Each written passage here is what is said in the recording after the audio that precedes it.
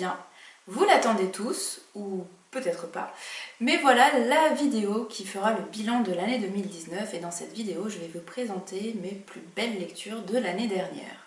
Alors j'ai mis mon plus beau pull de Noël, j'aurais pu vous faire croire que j'ai tourné cette vidéo le 25 décembre, mais non, nous sommes le 31 janvier. C'est un petit peu le bazar chez moi, donc le cadre est différent. Parce que si vous me suivez sur Instagram, vous avez peut-être pu voir que je suis en phase de déménagement. Le déménagement est prévu pour dimanche, donc il y a des cartons partout.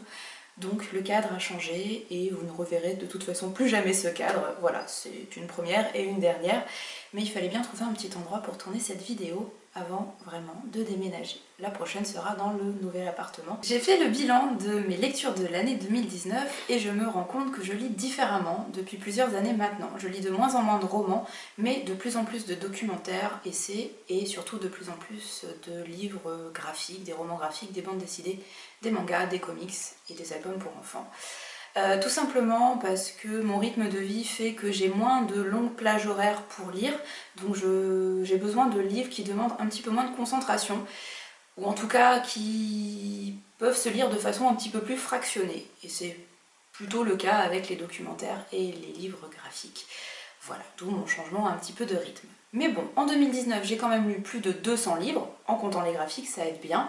J'ai lu, je crois, 35 romans, 15 documentaires, essais, et 115 ou 116 mangas, bandes dessinées, romans graphiques, et une cinquantaine, soixantaine d'albums pour la jeunesse. Je vais revenir sur mes préférés dans chaque catégorie, je vais vous présenter 5 romans, 5 documentaires, et 5 livres graphiques. Je commence par mes 5 meilleures lectures en termes de romans. Petite précision tout de suite, je ne vous les présente pas dans un ordre de préférence, mais plutôt par ordre de lecture chronologique. La Muse de Rita Cameron, édité par Milady, est un des romans que j'ai préférés en 2019. Alors l'année dernière, j'avais lu Automne de Philippe Delerme qui faisait partie de mon top 2018 et de mes meilleures lectures de 2018. Pour la Muse, on est dans le même contexte historique, c'est-à-dire en Angleterre dans la deuxième moitié du XXe siècle, et on va suivre un petit peu les mêmes personnages, c'est-à-dire la confrérie pré-raphaélite créée dans la deuxième moitié du XIXe siècle par Rossetti, Hunt et Millet, pour ne citer que. Contrairement à Automne de Philippe Delerme qui avait une vue un petit peu d'ensemble de ce contexte et de toute cette confrérie avec tous les personnages, ici, Rita Cameron zoome vraiment sur Elisabeth Siddal, sur sa vie et sur son œuvre. Donc Elisabeth Siddal, ça a été, pour commencer, un des modèles principaux des peintres pré-raphaélites, et puis petit à petit, elle est devenue le modèle exclusif de Rossetti, sa muse, d'où le titre, et également sa femme. Alors Elisabeth Siddal, elle a une vie très malheureuse, mais aussi très intense, et c'est surtout grâce à cette vie dans ce cercle pré-raphaélite qu'elle a pu créer une œuvre un petit peu particulière, de la poésie, de la peinture. Elle était elle-même artiste. Rita Cameron s'attarde surtout sur la vie amoureuse de Lizzie et de Rossetti, évidemment, et on découvre un Rossetti assez cruel, et une Lizzie assez soumise. Ça aurait pu m'énerver, mais finalement j'ai beaucoup compris cette jeune femme et elle m'a beaucoup touchée. Le deuxième roman que je vous présente s'appelle Une fille facile, écrit par Louise O'Neill et publié aux éditions Stéphane Marsan. Le précédent était plutôt un roman historique, cette fois c'est vraiment un roman contemporain puisque ça se déroule à notre époque dans une petite bourgade irlandaise et on va suivre une jeune fille qui s'appelle Emma O'Donovan qui a 18 ans. C'est un petit peu le cliché de la cheerleader mais à l'irlandaise. C'est une jeune femme très belle qui est adulée par la communauté irlandaise dans laquelle elle vit. Emma, c'est une jeune fille bien dans ses baskets, elle est assez libérée, elle utilise son corps sans tabou, elle multiplie les relations. Un soir, lors d'une fête, elle va se retrouver dans une situation plus que compliquée. Elle va accepter, sous le poids des regards, sous la pression sociale, de prendre des pilules, de se droguer. Et elle va avoir un gros trou noir. Le lundi matin, quand elle retourne au lycée, elle est dévisagée par tout le monde, elle comprend pas ce qui se passe. Et en fait, quelques jours plus tard, elle va découvrir une page Facebook qui lui est consacrée, à cette soirée. Elle va découvrir un corps qui ne lui appartient plus, une sorte de poupée désarticulée, et elle va comprendre qu'elle a subi un viol collectif et elle était quasiment inconsciente. Elle le comprend et en même temps elle a une sorte de déni, puisque elle veut surtout pas que sa petite vie parfaite change. Donc elle veut oublier un petit peu tout ça, elle veut surtout pas porter plainte, elle veut que ses amis restent ses amis, elle veut garder sa place dans cette petite communauté, elle veut oublier tout simplement. Et puis finalement, sous aussi une petite pression finalement de son frère aîné, elle va finir par porter plainte. Sauf que finalement, dans cette toute petite communauté irlandaise, alors qu'elle est victime, tout le monde va considérer qu'elle est coupable de ce qui lui est arrivé. Parce qu'elle l'a bien cherché, elle a des tenues toujours trop aguichantes, elle utilise son corps, elle multiplie les relations, donc finalement, voilà, elle l'a cherché. D'où le titre anglais qui est peut-être un petit peu plus parlant, Asking for It. En plus de la violence liée à ce viol collectif, on suit aussi tout ce qui en découle. La culpabilité, la honte, l'isolement, et puis aussi ces thématiques de harcèlement sur les réseaux sociaux, qui est une thématique qui est aussi pas mal présente dans ce roman. Donc c'est assez violent. Louise O'Neill n'épargne personne et surtout pas les lecteurs. Dans ce contexte actuel de libération de la parole féminine, je pense que c'est un livre qui pourra en intéresser plus d'une et plus d'un. Changement de genre à nouveau, et là on part dans un univers complètement différent puisqu'on va du côté de la fantasy. Je vous présente le premier tome des Chroniques du Tueur de Rois, premier tome qui s'appelle Le Nom du Vent. C'est écrit par Patrick Rothfuss et pour l'édition française c'est chez Brajlon. Alors j'ai assez peu lu d'imaginaire cette année, vous le verrez si vous le souhaitez dans le bilan que j'ai fait sur le blog. J'ai fait un gros article pour présenter toutes mes lectures de cette année 2019, j'ai oublié de vous le présenter au début de la vidéo. Je vous mettrai le lien en description si vous voulez aller voir tout ça de façon plus précise. Donc j'ai lu moins d'imaginaire cette année, c'est une tendance un petit peu ces dernières années, pourtant je fais toujours de belles découvertes puisque vous le voyez, un de mes 5 plus beaux romans de 2019 est un livre fantasy, un livre d'imaginaire et pas des moindres puisqu'il fait au moins 800 pages chez Brajlon. On suit un personnage principal qui est ce tueur de roi a priori, qui s'appelle Quoth, mais quand on le découvre dans les premiers chapitres il est devenu Quoth, un aubergiste un petit peu éteint. Et en fait, il va nous raconter son histoire grâce à un chroniqueur qui passe par là et qui va l'interviewer entre guillemets. Donc on va découvrir son passé, de son enfance, alors qu'il était... il faisait partie d'une famille de gens du voyage, d'artistes itinérants. On va découvrir que sa famille est assassinée, on ne sait pas trop pourquoi, ça va être un petit peu le fil rouge de cette histoire. Donc il va se retrouver orphelin, il va se retrouver dans une grande ville et il va essayer de survivre par ses propres moyens alors qu'il est tout jeune, qu'il n'est qu'un enfant. Il va devenir un petit peu le roi de la débrouille et il va avoir un rêve. Ce rêve, ça va être d'entrer dans la grande université de magie.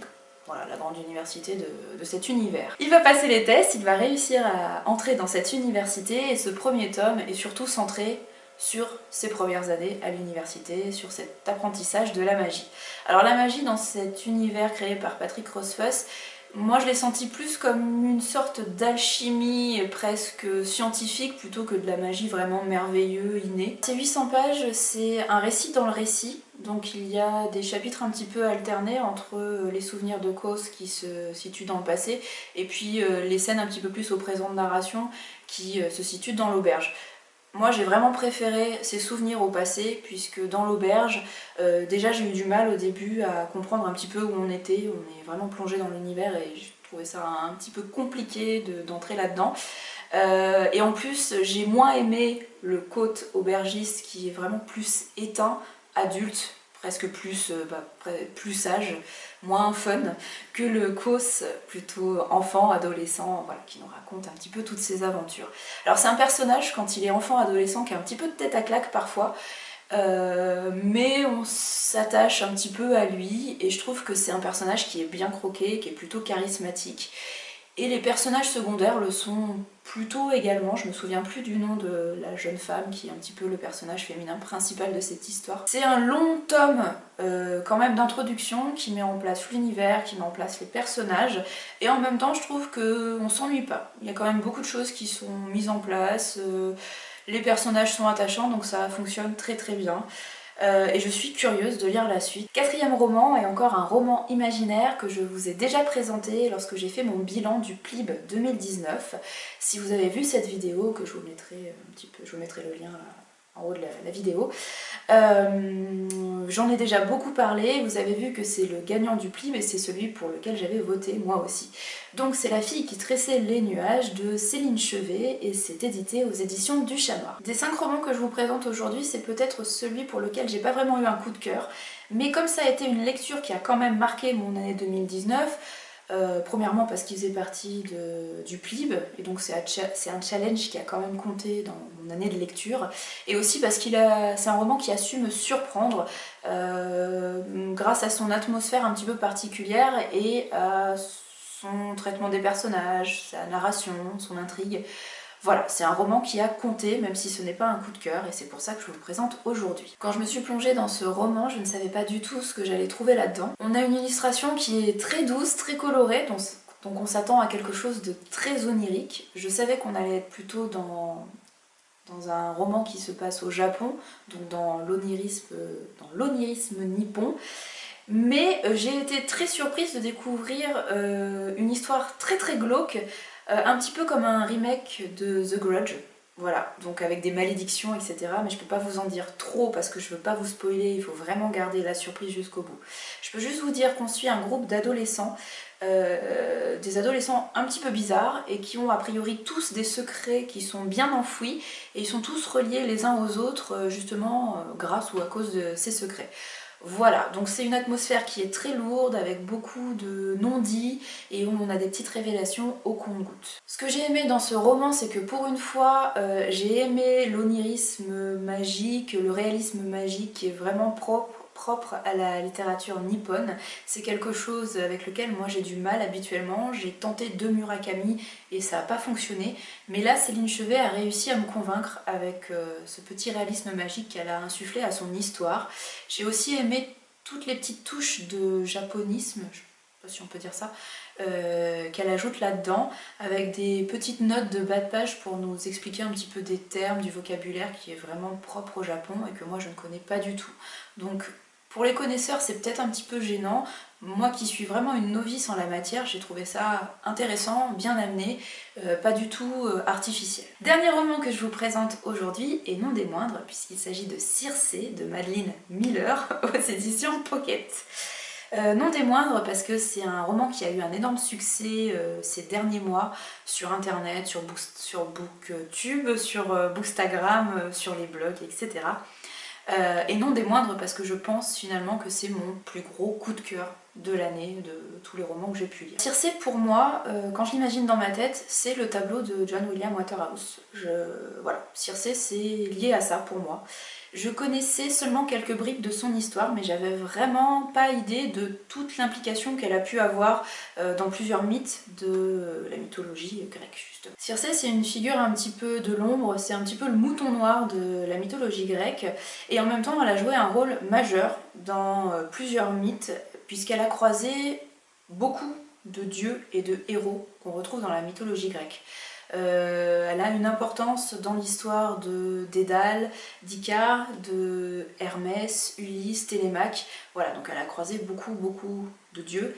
Et à chaque fois, elle a un rôle majeur, même si pourtant ça reste une figure de l'ombre. Pour replacer un petit peu qui est Circé, c'est la fille du titan Hélios, donc le soleil, et d'une nymphe. Et Circé, contrairement à ses frères et sœurs, elle est quelconque. Elle a ni beauté ni talent particulier, a priori. Selon son entourage, elle n'a aucun intérêt, donc elle est vraiment laissée pour compte. Et en plus, elle a un gros défaut. Circé, dès son plus jeune âge, elle s'intéresse beaucoup trop aux humains. Alors que pour les autres dieux, les humains, c'est vraiment des petits pions avec lesquels on peut jouer.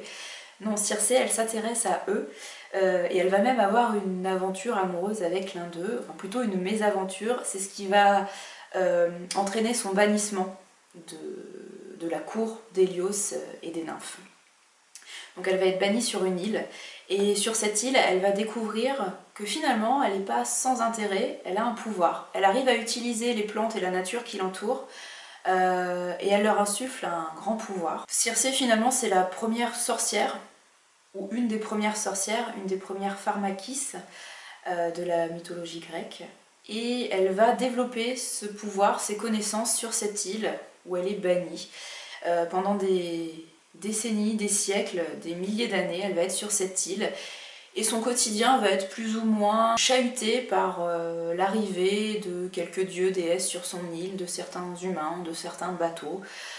Voilà, et c'est grâce à ces rencontres sur cette île qu'elle va avoir un impact sur certains dieux, certains héros, certains humains. Finalement, Circé, c'est le portrait d'une femme qui est très moderne, qui est forte, indépendante, qui arrive, malgré toutes ses mésaventures, à toujours relever la tête, à toujours aller plus loin.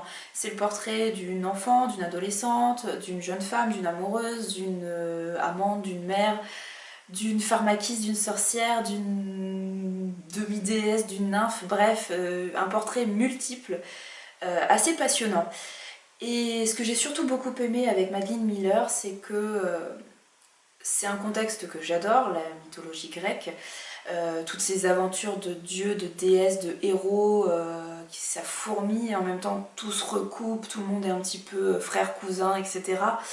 Mais en même temps, dans les textes très classiques, les textes d'Homère, d'Ovide, je trouve qu'il y a un côté très très froid et très factuel, donc je me sens pas impliquée. J'aime ce que je lis, mais en même temps je reste à distance. Donc il me manque quelque chose. Et là, avec Madeline Miller, j'ai trouvé quelque chose de très humain, avec beaucoup d'émotions. Une très forte envie de lire l'autre roman de Madeline Miller, qui se passe aussi dans un contexte mythologique, puisqu'il s'appelle Le Chant d'Achille, toujours chez Pocket. Voilà, donc je crois que ça sera un achat et une lecture de l'année 2020, et peut-être qu'il se retrouvera dans mon top de l'année prochaine. En tout cas, j'espère. Après les romans, je passe aux documentaires essais. Cette année, j'en ai lu 15 et je vais vous présenter mes 5 préférés. Comme les romans, ce n'est pas un ordre de préférence, mais vraiment un ordre chronologique. Je commence par Femme peintre, c'est de Sandrine Andrews aux éditions Palette. C'est un documentaire qui est plutôt dédié à la jeunesse, plutôt pour les enfants, préadolescents, adolescents. C'est très court, ça doit faire une 50aine de pages, et Sandrine Andrews présente quelques portraits de femmes peintres qui ont marqué leur temps grâce à leur œuvre. C'est plutôt court puisque à chaque fois on revient sur 2 ou 4 pages maximum sur l'histoire de ces femmes.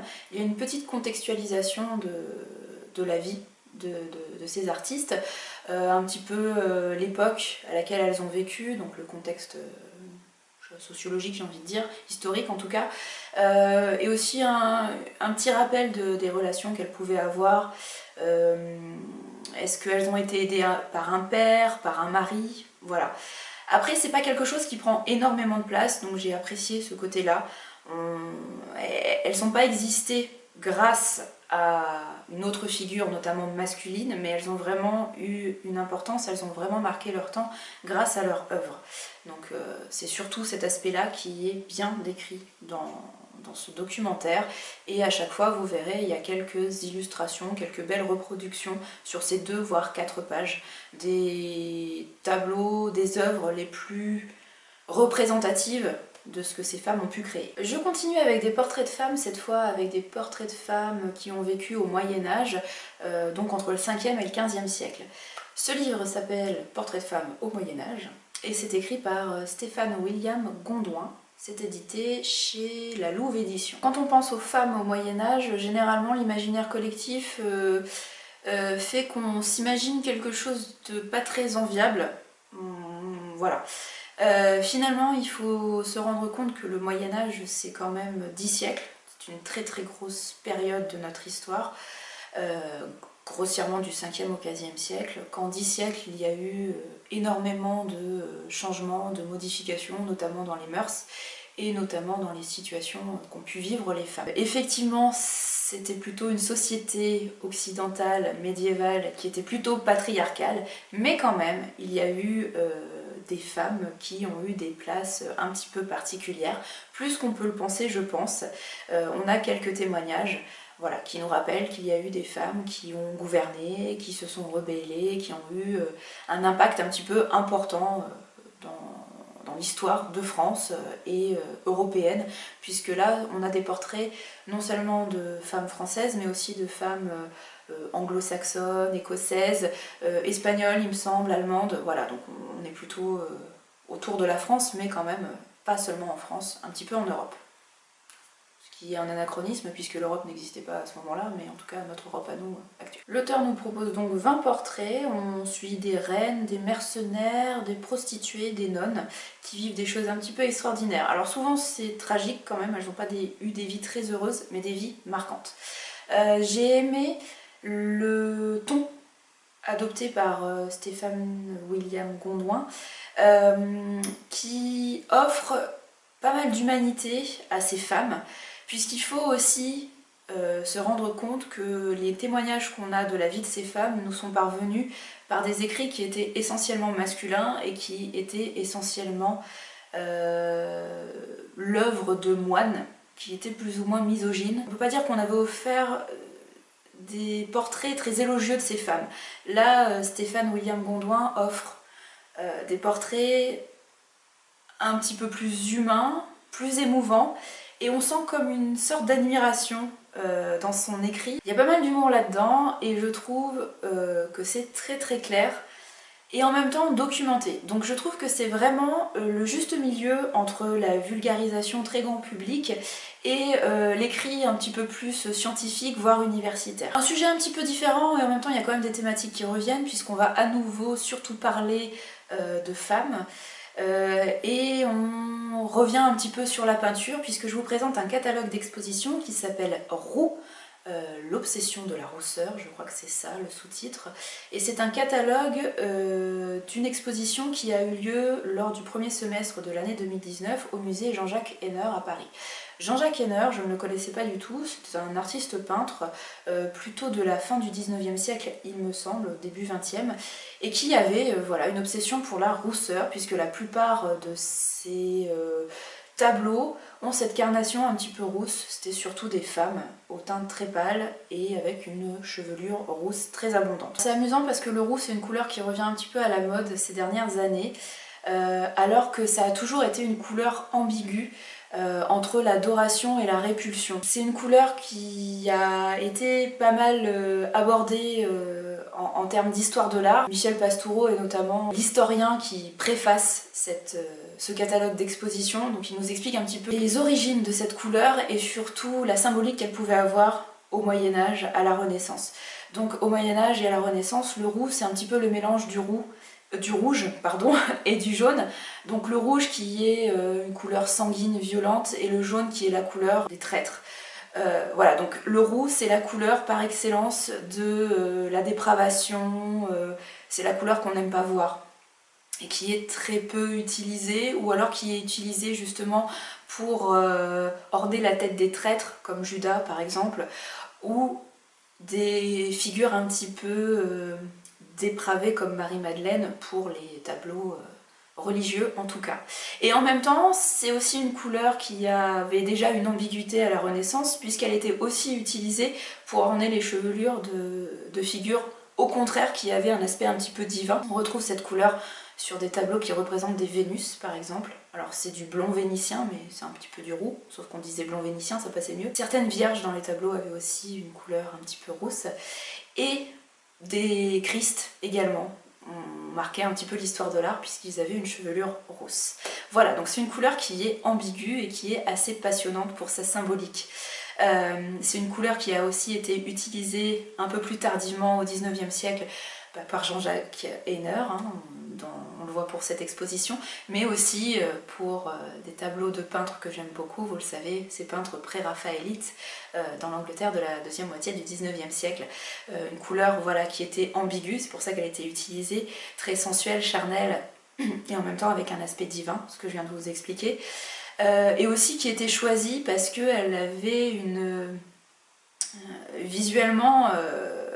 elle tapait à l'œil, voilà, donc chromatiquement, elle avait un intérêt sur les tableaux. Elle pouvait faire un contraste très très fort entre les couleurs claires, la peau claire, ou les fonds très sombres noirs. Voilà, le rouge, le roux ressortait beaucoup, donc ça avait un intérêt visuel artistique. Tout ça pour dire que c'est un catalogue qui rassemble beaucoup d'articles d'historiens, de chercheurs, de scientifiques, des articles qui sont très intéressants, et qui ont des thématiques très proches de l'histoire de l'art, mais aussi de l'histoire, de la sociologie. Et puis il y a un aspect aussi un petit peu plus littéraire, puisque il me semble que dans les derniers articles, on voit aussi les héros roux en littérature, notamment en littérature jeunesse au XXe siècle. Voilà, donc un catalogue qui est très varié, très bien écrit, passionnant et qui est abordable pour le grand public. Le quatrième documentaire, qui s'appelle Le Kid du XXIe siècle, c'est écrit à quatre mains par François Reinhardt et Vincent Brogueviel, je crois, aux éditions JC Lattès. Alors, le sous-titre de ce documentaire, c'est Nouveau manuel de culture générale, et je pense que ça dit un petit peu tout ce que je peux vous dire sur ce documentaire. C'est un court livre qui doit faire 300 pages environ, qui revient à travers différents chapitres sur différentes thématiques. Ça parle à la fois d'art, de littérature, mais aussi de mathématiques, de sciences, de géopolitique, d'histoire, bref, ça revient sur de très nombreuses thématiques assez intéressantes de culture générale, et surtout de culture générale propre au XXIe siècle. Surtout je pense à l'informatique, il y a un gros chapitre dédié au multimédia et à l'informatique, donc des termes qu'on utilise, c'est pas au XXe siècle, mais qu'on utilise maintenant dans notre langage quotidien au XXIe siècle. Donc j'ai presque envie de dire que c'est des bases de survie si vous voulez avoir des conversations un petit peu diverses et variées, si vous voulez vous y connaître un petit peu sur tout. Voilà, ça vous donne des clés, des bases dans tous les domaines. Après, je pense que les puristes s'offusqueront de la vulgarisation très simplifiée de tous les sujets. Personnellement, il y a des sujets que je ne connaissais pas du tout, ou vraiment très très peu, et donc ça m'a apporté des bases de survie, j'ai envie de dire ça. Et quand ce sont des sujets qui m'intéressent un petit peu plus, et ben, il ne tient qu'à moi d'aller voir des titres peut-être plus scientifiques, ou en tout cas plus approfondis, de creuser un petit peu la question. Voilà, donc c'est une mise en bouche, et rien n'empêche ceux qui ont envie d'aller voir plus loin. Je termine avec une nouvelle fois un livre qui a beaucoup fait parler sur la toile, sur les réseaux sociaux, sur Bookstagram, sur Booktube, sur les blogs. Il s'agit de Sorcière de Mona Chollet aux éditions Zone. Alors pour moi c'est pas un coup de cœur, mais c'est une lecture qui aura également été marquante dans mon année 2019, puisque ça m'aura ouvert de nouvelles perspectives, ça aura permis une réflexion un peu plus aboutie sur le féminisme entre autres et cette figure de la sorcière. Le livre est découpé en 3 grosses parties. La première est dédiée aux femmes indépendantes célibataires. La deuxième partie est plutôt dédiée aux femmes qui ont l'âge de devenir mères mais qui ne souhaitent pas d'enfants. Ce désir d'infécondité, je crois que cette deuxième partie est appelée comme ça.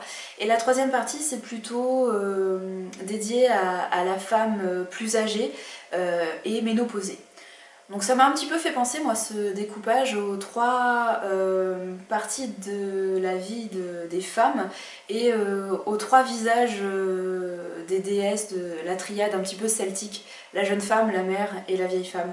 Voilà, donc, je sais pas du tout si c'est voulu, si ça a une importance pour Mona Chollet, en tout cas moi je l'ai un petit peu perçu comme ça. Alors je me suis beaucoup reconnue dans la première partie, la femme indépendante, célibataire.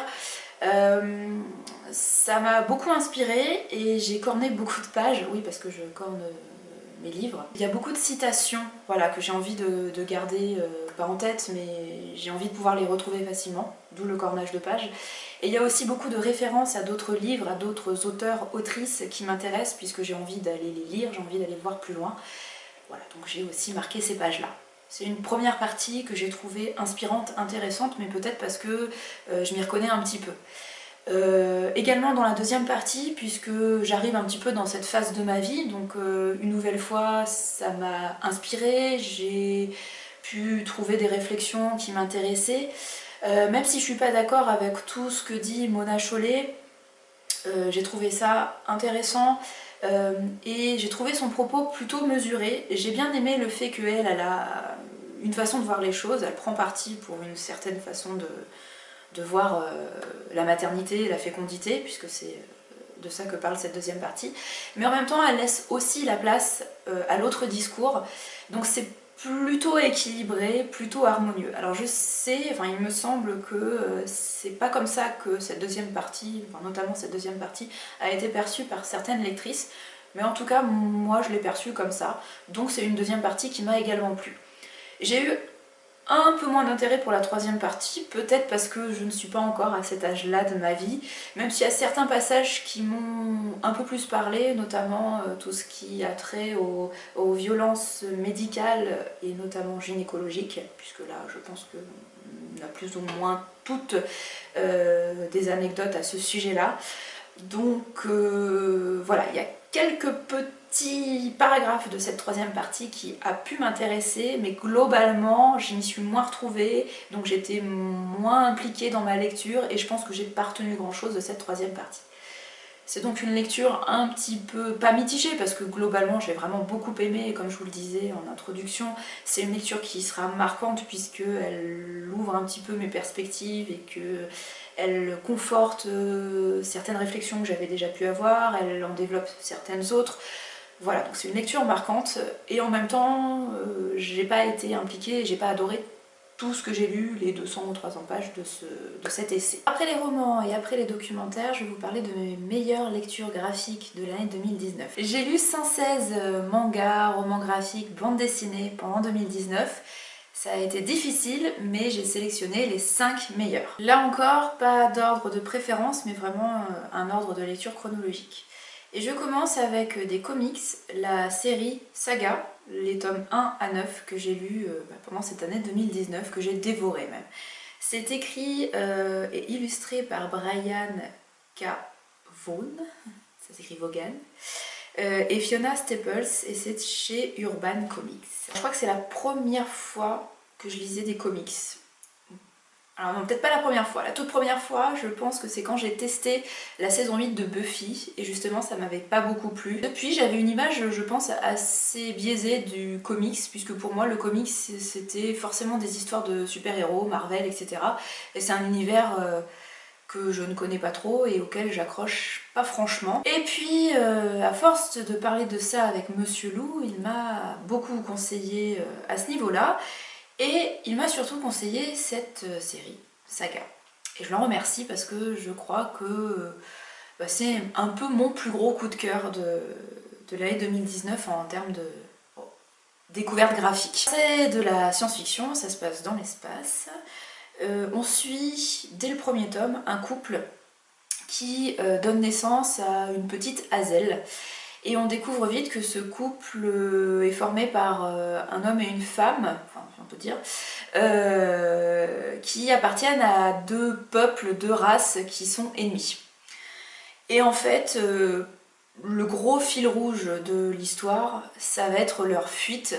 Ils sont tout le temps poursuivis. Donc voilà, ils essayent de se cacher et de fuir, tout en essayant de faire grandir leur fille aussi bien que possible. Ça m'a fait penser à certains moments, pour le côté un peu déjanté, coloré et super étendu, au film Le Cinquième Élément, qui là aussi m'avait beaucoup surprise. Je pensais que j'allais pas du tout aimer, et finalement j'adore ce film. En plus, dans Saga, il y a vraiment des personnages très attachants. Je pense que dès les premières planches, je me suis attachée au couple qu'on apprend à découvrir petit à petit au fil des tomes. Mais ouais, dès les premières planches, j'ai vraiment eu un coup de foudre pour ce couple et leur histoire et leur petite Hazel. Un nouveau titre graphique, mais cette fois-ci complètement différent, à la fois dans le fond et également dans la forme, puisque Saga, c'est une série de comics, et là je vous présente Speak de Émilie Carroll chez Rue de Sèvres, qui est un énorme roman graphique de quasiment 400 pages je crois. Donc visuellement ça n'a rien à voir, et dans le fond également.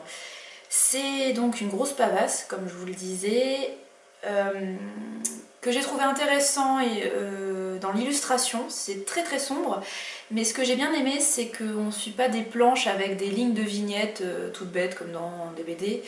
Il y a un parti pris artistique, visuellement, voilà, c'est plus intéressant que ça. Il y a une occupation de l'espace que j'ai bien aimé. On va suivre une jeune fille qui s'appelle Melinda, qui a 15 ans, qui va participer à une fête un soir d'été et qui va vivre un drame pendant cette fête. Elle va ressortir complètement traumatisée de ce drame et à cause de ça, elle ne va plus pouvoir parler. Donc ça va être une très très longue reconstruction pour qu'elle retrouve la parole, qu'elle se libère de ce qui a pu se passer ce soir-là. Vous vous en doutez, c'est l'histoire d'un viol et un petit peu de tout ce qui suit ce traumatisme, non seulement pour cette jeune fille, mais aussi pour son entourage, au collège, lycée, non peut-être lycée, 15 ans aux États-Unis, ils sont peut-être déjà au lycée. Bref, voilà un petit peu tout ce qui se passe pour elle, et comme je vous le disais, cette reconstruction jusqu'à la libération de la parole. J'ai appris qu'il s'agissait de l'adaptation d'un roman, alors j'ai mes petites anti-sèches, qui a été traduit en France par le titre Vous parlez de ça, et qui est écrit par Laurie Hals Anderson. Voilà, je n'en sais pas bien plus. Je ne l'ai pas vu beaucoup passer sur les réseaux, ce roman-là, qui doit dater de la fin des années 90. En tout cas en VO, mais je crois qu'il a été traduit en France pour la première fois dans les années 2010, je crois, donc il n'y a pas très très longtemps. Je ne l'ai pas vu beaucoup passer, mais je serais assez curieuse de lire cette œuvre originale. Troisième titre graphique et troisième titre complètement différent des deux précédents, puisque je veux vous parler du Prince et la couturière, c'est de Jen Wang chez Akileos. Donc là différent parce que c'est un titre qui est plus jeunesse, beaucoup moins sombre que le précédent. Par contre là aussi on est plutôt sur du roman graphique, donc plutôt quelque chose d'assez épais. Sans grande surprise, vu le titre, c'est l'histoire d'un prince et d'une couturière. Le prince qui s'appelle Sébastien. Qui subit une certaine pression de la part de ses parents, puisque ses parents souhaitent qu'il se marie, qu'il trouve une épouse à tout prix. Sauf que Sébastien a un secret.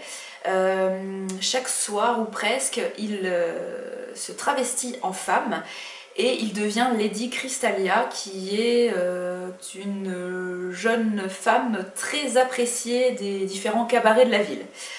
La couturière, elle, s'appelle Frances, elle va donc devenir la couturière du prince, elle va être quasiment la seule à être au courant de son secret, elle va devenir son amie, sa meilleure amie même, elle va beaucoup le soutenir, et à côté de ça, elle a aussi, cette jeune femme, des ambitions, elle a envie de vivre ses rêves. C'est une histoire très intéressante pour les thématiques qu'elle aborde, l'histoire de la quête d'identité quand on est adolescent, jeune adulte, le genre évidemment, le poids que peuvent nous faire porter nos parents à cause de leurs convictions, de leurs visions, etc. J'étais pas hyper attirée par le style visuel, par les illustrations au début, et finalement, au fil des pages, j'ai trouvé que ça se mariait plutôt bien avec le texte, avec les thématiques, et j'ai fini par apprécier ces dessins assez colorés, ce prince et cette couturière.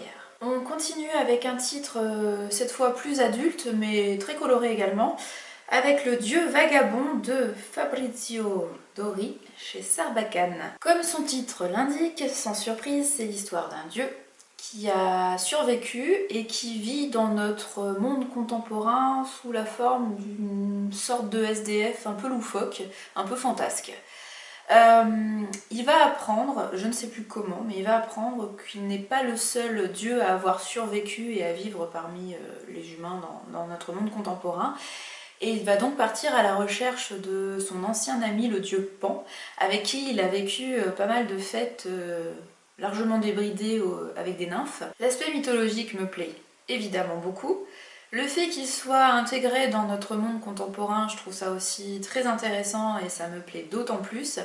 Mais là vraiment ce que j'ai adoré dans ce roman graphique, encore plus que l'histoire finalement, c'est vraiment le graphisme. Visuellement, j'ai trouvé les illustrations magnifiques, très très très colorées. Et surtout, j'ai eu l'impression de reconnaître pas mal de choses entre ces pages. Et en me renseignant sur internet, en lisant quelques articles, effectivement, a priori Fabrizio Dori s'est inspiré, a emprunté à pas mal de peintres, d'artistes qu'il connaît et qu'il apprécie, notamment Van Gogh, pour ses champs de tournesol très colorés qu'on voit dans les toutes premières pages de ce dieu vagabond. Je suis sûre que je suis passée à côté de plein de références. Je me souviens avoir vu par exemple une référence à la fête des morts mexicaine avec ces squelettes un petit peu peints. Voilà, et d'autres choses dont je me souviens plus là tout de suite pendant que je vous tourne cette vidéo, mais voilà, quelques références un peu à la pop culture entre guillemets.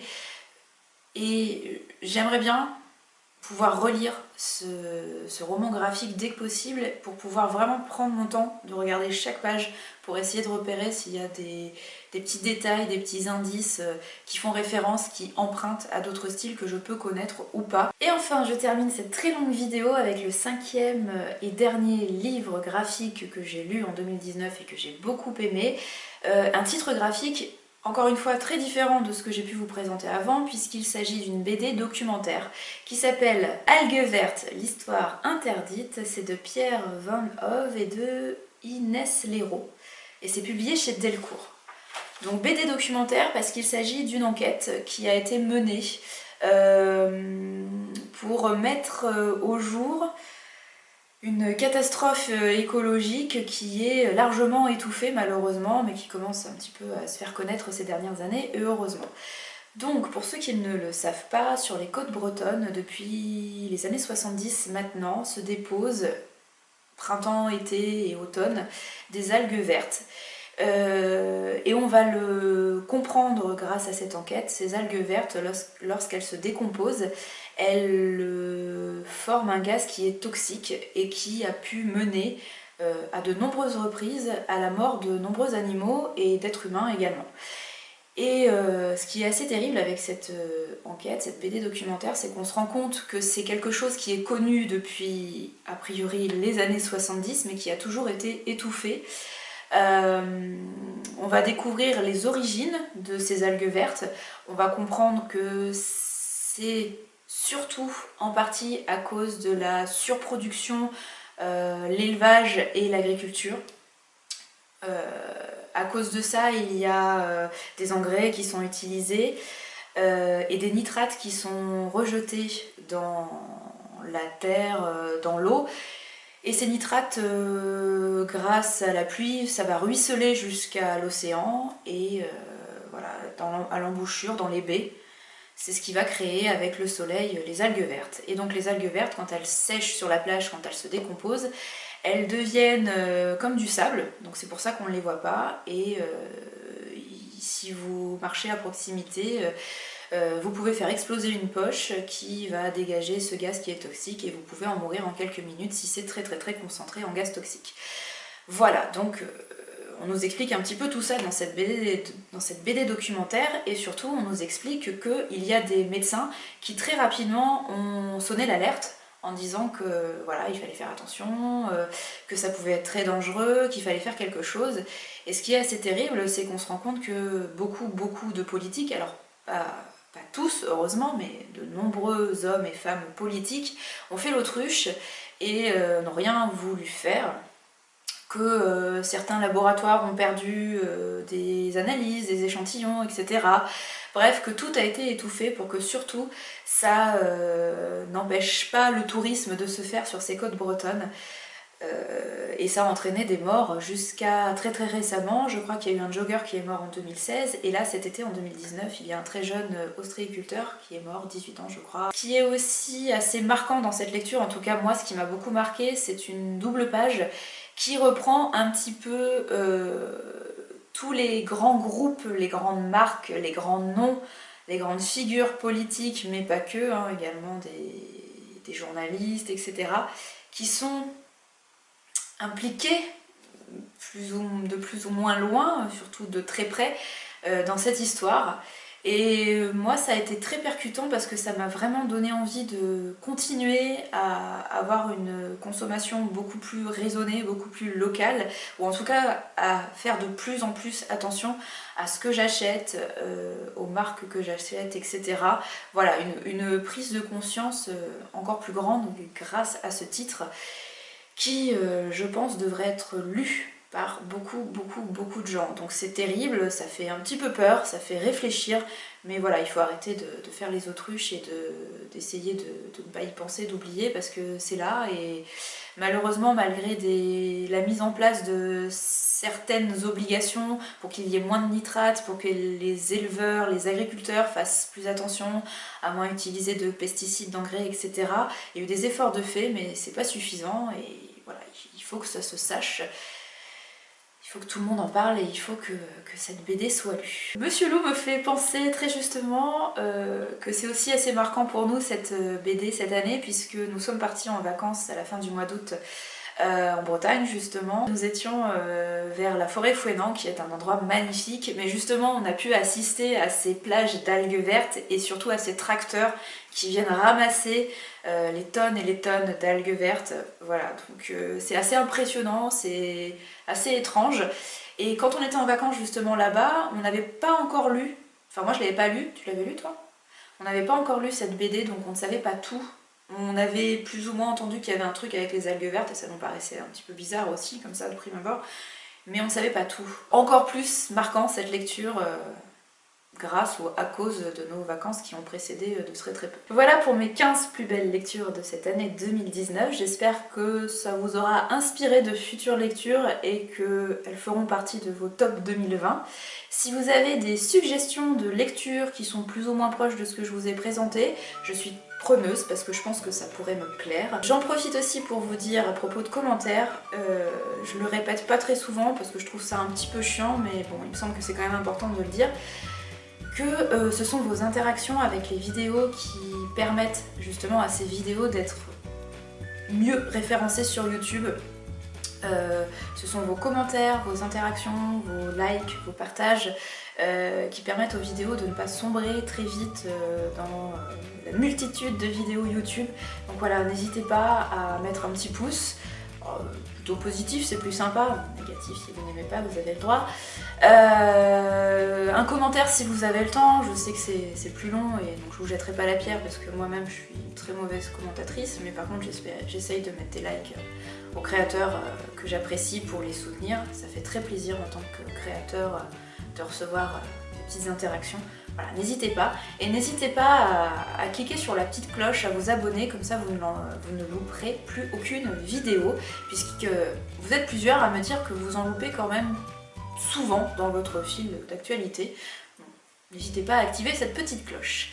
Je vous rappelle quand même avant de vous quitter que si vous voulez un détail vraiment de cette année de lecture 2019, l'article sur le blog est en ligne, le lien est dans la description, vous aurez un aperçu de toutes mes lectures avec les liens quand il y a eu des chroniques. Voilà, donc si vous voulez plus de détails, vous pouvez aller voir ça. Je vous souhaite à nouveau une très jolie année 2020, même si je pense que c'est un peu tard maintenant puisque vous aurez cette vidéo début février, je crois. La prochaine fois que je tournerai une vidéo, ce sera dans un nouveau cadre, en espérant qu'on soit bien installé. D'ici là, je vous souhaite de très belles lectures et je vous remercie. Merci, à bientôt.